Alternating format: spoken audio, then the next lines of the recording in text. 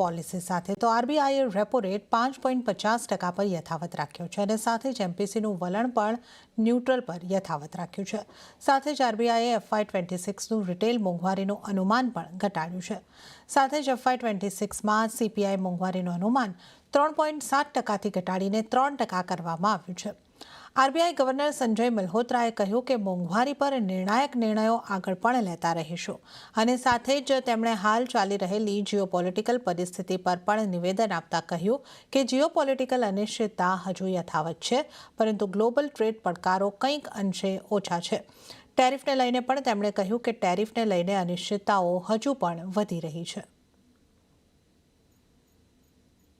After a detailed assessment of the evolving macroeconomic and financial developments and the outlook, the MPC voted unanimously to keep the policy repo rate under the Liquidity Adjustment Facility (LAF) unchanged at 5.5%.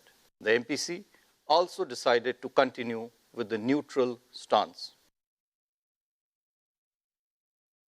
The MPC noted that while headline inflation is much lower than projected earlier, it is mainly due to volatile food prices, especially in vegetables.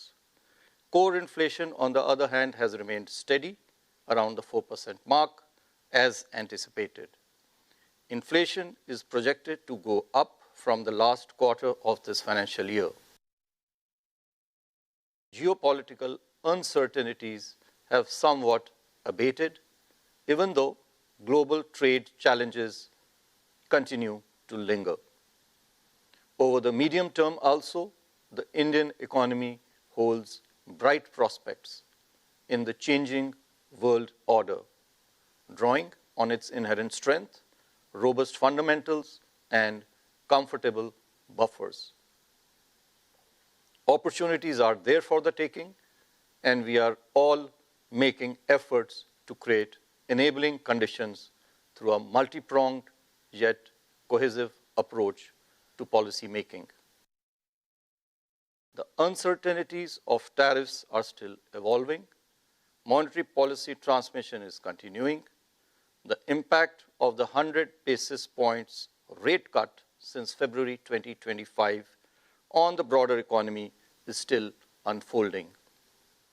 On balance, therefore, the current macroeconomic conditions, outlook, and the uncertainties call for continuation of the policy repo rate of 5.5% and wait for further transmission of the front-loaded rate cut to the credit markets and to the broader economy. તો બજારના નિષ્ણાતોનું પોલિસીને લઈને શું કહેવું છે, આવો જોઈએ. જેમ ડિસઇન્ટરમિડિયેશન શરૂ થાય, કાસા ડિપોઝિટ્સ તમારી ઘટી જાય, એટલે તમારી એબિલિટી, એટલે નિમ્ન જે અત્યારના જે 3.5%ની જે એમણે ઇન્ડિકેટ કર્યું, જે નેટ ઇન્ટરેસ્ટ માર્જિન છે બેન્કિંગ સિસ્ટમમાં છે, એ કદાચ રહે નહીં, ધીરે ધીરે ઘટતો જાય. સ્મોલર બેન્ક્સ અને ખાસ કરીને સ્મોલ ફિનાન્સ બેન્ક અને કોઓપરેટિવ બેન્ક્સને ડેફિનેટલી આનું પ્રેશર પડે. એટલે થોડુંક આપણે એ સેક્ટરમાં કન્સોલિડેશન જોઈ શકીએ કદાચ, પણ ડિસઇન્ટરમિડિયેશનનું એડમિશન તો જરૂર થયું છે. ડિપોઝિટ્સનું ટ્રાન્સમિશન થયું નથી. ડિપોઝિટ્સનું ટ્રાન્સમિશન ઓછું થાય છે અને ડિપોઝિટ ટ્રાન્સમિશનમાં વાર લગાડે છે. બેન્કિંગ ઇનએફિશિયન્સી ક્યાંક જઈને નેટ ઇન્ટરેસ્ટ માર્જિનને ઇમ્પ્રૂવ કરવા માટે આ ટ્રાન્સમિશન કરતું નથી. આ કદાચ એક શોર્ટ ટર્મ એક પ્રકારની ભૂલ છે, બેંકની મોટી બેન્કિંગ સિસ્ટમની ભૂલ છે, કેમ કે એમ કરવા જતાં લોકો હાઉસહોલ્ડ સેવિંગ્સ ધીરે ધીરે કરતાં માર્કેટ તરફ જઈ રહ્યું છે. એટલે આ એક જે પરિબળ છે, એક બિહેવિયરલ પરિબળ છે, આને આપણે ધીરે ધીરે કરતાં ગ્રો થતા જોશું. ઇન લાઇન વિથ એક્સપેક્ટેશન હતું. બજારમાં એક કોર્નરમાં અપાર્ટ ફ્રોમ રેટ કાર્ડ્સ એ પણ અપેક્ષા હતી કે કદાચ એક ડવિશ આઉટકમ આવશે, એટલે એક ડવિશ અંડરટોન આવશે. એ આપણે આજે જોવા નથી મળ્યું છે. એમ નથી કે બહુ નેગેટિવ અને હોકિશ અંડરટોન છે, પણ બજાર માટે શું છે કે એક ફ્યુચર ગાઈડન્સ આજની તારીખમાં પણ છે કે આપણે જે પણ ફ્રન્ટ લોડિંગ કરવું છે રેટ કટમાં, એ આપણે કરી દીધા છે. 100 બેસિસ પોઈન્ટ એટલે 1% ઘટાડો ઓલરેડી રેટ્સમાં જોવા મળ્યું છે. અને જે લિક્વિડિટી આપવાની હતી સિસ્ટમમાં, એ પણ CRR કટ દ્વારા નવેમ્બર સુધી ચાલશે.